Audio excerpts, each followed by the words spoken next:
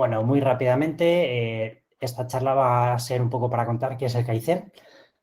Entonces, bueno, aquí como título pone que el origen es el proceso de la mejora continua. Entonces, Kaizen no es más que una filosofía de trabajo. Es una filosofía de trabajo que está orientada a cómo a través de pequeños esfuerzos lograr unas metas y lograr al final, pues poco a poco, ser mejor, tanto como persona, en el trabajo y demás. ¿Por qué surge esta filosofía del Kaizen?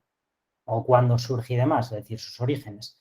Pues bueno, lo primero y lo más importante surge en Japón tras la Segunda Guerra Mundial, es decir, estamos hablando de que el país tras la Segunda Guerra Mundial se encontraba en una época en la cual necesitaba reconstruirse y si no quería quedarse atrás industrialmente, pues necesitaba ser capaz de competir principalmente con Estados Unidos para llegar a poder tener toda esa economía que acababa de ser destruida. ¿Quiénes fueron los responsables?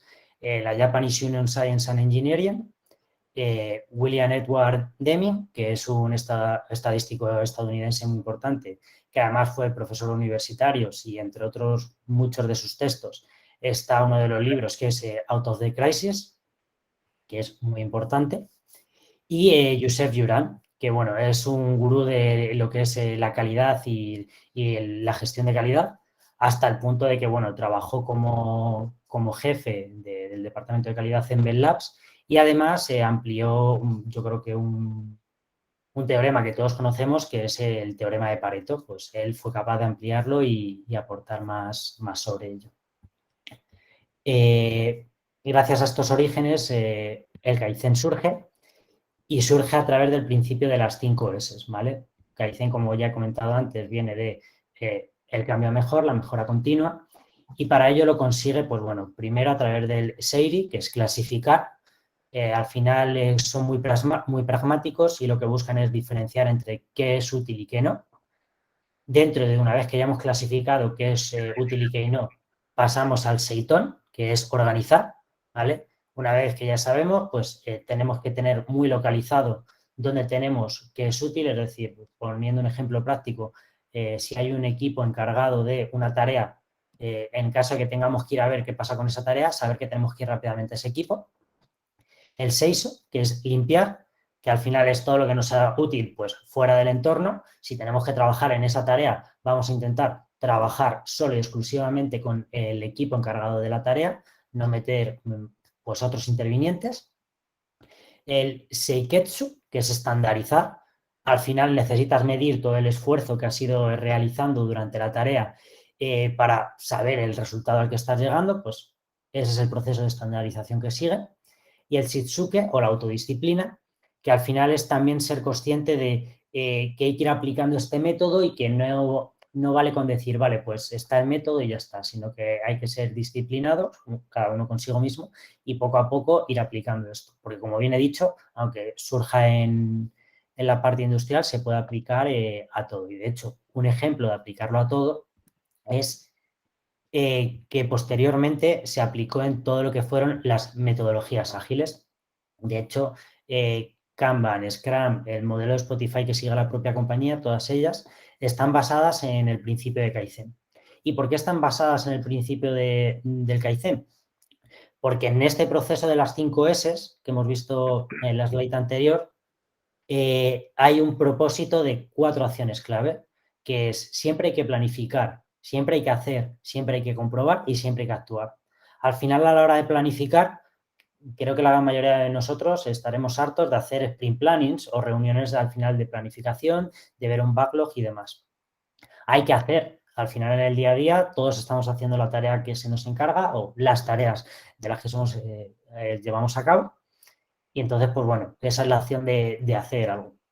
Comprobar, al final siempre, pues oye, al final o de un sprint o de un proceso de, digamos, de salida de producción o de una entrega, de un RFS como el que viene en camino, siempre tenemos que comprobar a ver hasta qué punto se ha llegado, ¿no? Inclusive en las retros, de pues, también ver hasta qué punto el equipo está llegando a ciertos objetivos conforme como trabaja. Y lo más importante de todo es, bueno, una vez que tenemos todo esto, actuar. Es decir, hay que ser capaz de volver al principio, ver todo lo que se ha aprendido y volver a iterar sobre ello. Al final, son las bases de cualquier metodología ágil y pues en ello se basa. Y bueno, esto tiene una serie de ventajas. ¿Qué serie de ventajas?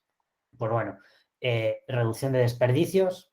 Como está enfocado un poco más en el ámbito industrial, sí se refiere a menos desperdicio de material y más eficiencia, pero si nos lo aplicamos a nosotros es reducción de tiempo. Al final gastamos menos tiempo y sabemos que el tiempo es de esas cosas que no se recuperan, entonces es una gran ventaja. Genera líderes, porque bueno, ante el aprendizaje este autogestivo, esa parte de autodisciplina que pedía, pues bueno, también gracias a eso se van desarrollando pequeños líderes que al final también es la gente que fomenta el conocimiento en el resto. Entonces, pues también es otra de las gran ventajas. Es lo típico que cuando llegas a un equipo dices, joder, este tío lo que sabe, pues es gracias a eso. Fomentar los valores también personales. Pues al final, oye, cuando uno se autogestiona, también nace el principio de autocrítica y por tanto, cuando uno es capaz de criticarse a sí mismo y de ver lo que está haciendo mal, es capaz de evolucionar como persona. Suele generar hábitos positivos también porque, bueno, pues al final en ese proceso de autocrítica también se ven o también se acaba viendo lo que se hace bien, entonces también nos ayuda a enfocarnos en las acciones positivas y por tanto en todo lo que nos está ayudando. Y por último, dentro de estas ventajas es que también aumenta la competitividad. A mí esta me gusta cogerla un poco con pinzas porque al final todo esto no es ni blanco ni negro, es un poco gris. Pero bueno, que siempre haya un poquito de competitividad, de querer ser un poquito mejor y demás, siempre que no se lleve al terreno personal. Yo pienso, y de hecho, pues bueno, las diferentes metodologías ágiles también lo acompañan como una de sus ventajas. Y un poco por empezar a cerrar, rápidamente, en esta que es Kaizen, el poder del individuo, y por poner aquí dos números, el primero lo que representa es el poder de un individuo que no hace absolutamente nada durante los 365 días que tiene el año, es decir, 1 elevado a 365 es 1, no supone nada, si no dedicamos esfuerzo no obtenemos nada, pero por ejemplo, aquí abajo, que ya vemos que el número difiere un poquito, ¿no? Es un poco la representación de 15 minutos al día durante los 365 días del año. Si dedicamos eso al final, porque nos hagamos una idea, seremos casi como 43 individuos, ¿vale? Que no están haciendo nada. Es decir, nosotros mismos, con dedicarle 15 minutos, que puede parecer mucho, a lo mejor en algunos casos o poco en otros, pero 15 minutos durante todo un año puede suponer lo que son capaces de hacer 43 personas que no hacen nada, que 43 personas ya es un número bastante grande. Entonces, pues bueno, es un poco el poder que tenemos nosotros como individuos. Y finalmente, y un poco por cerrar, aunque haya sido muy rápida la charla, ¿qué casos de usos industriales son los más sonados y los que más se han llevado a cabo? Pues bueno, Honda, Toyota y Sony son, digamos, las tres principales abanderadas japonesas que han nacido y que han crecido con este principio y que creo que a día de hoy todos las conocemos, todos hemos oído hablar de ella y todos podemos decir que son empresas bastante grandes. Entonces, pues bueno, un poco reforzar esta idea de que gracias a Kaizen y a este tipo de metodologías ágiles, luego la que se apoya, se puede llegar lejos y se puede mejorar no solamente como compañía, sino también como persona.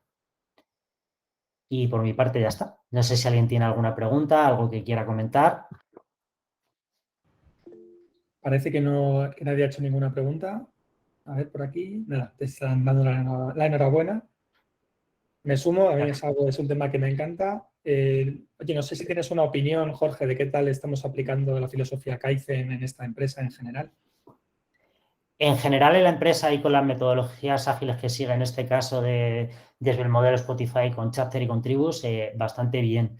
Además, pues bueno, ayuda poco a poco a ir creciendo como persona. Yo ya llevo un año aquí, llevo relativamente poco, pero el feedback no solamente que tengo yo, sino que el que recibo de mis compañeros y con los compañeros que trato directamente, pues es un feedback buenísimo en el sentido de que se sienten desarrollados, se sienten escuchados, se sienten a gusto. Entonces, oye, eso siempre es de agradecer. Y yo durante este año lo he sentido. Hay momentos más críticos, menos críticos, como los hay siempre en todos los proyectos y en todos los momentos. Pero en general la perspectiva es buena.